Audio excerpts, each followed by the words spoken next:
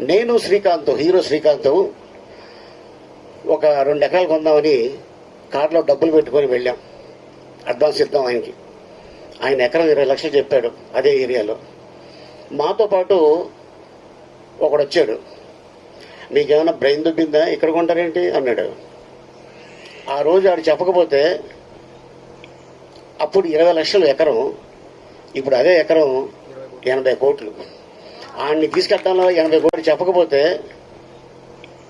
అప్పుడు 20 లక్షలు ఎకరం, ఇప్పుడు అదే ఎకరం 80 కోట్లు. ఆయన్ని తీసుకెళ్ళడంలో 80 కోట్లు పోయింది మాకు. అందుకని భూమి కొంటున్నప్పుడు మీకు ఆలోచన వస్తే డబ్బులుంటే కొనేయండి, ఎవరికి చెప్పొద్దు. ఎవరికైనా చెప్తే వాడు డెఫినెట్గా ఏదో వంక పెడతాడు, మనకి లేనిపోయింది టెన్షన్ స్టార్ట్ అవుద్ది బ్రెయిన్లో. సో అందుకోసం అంటే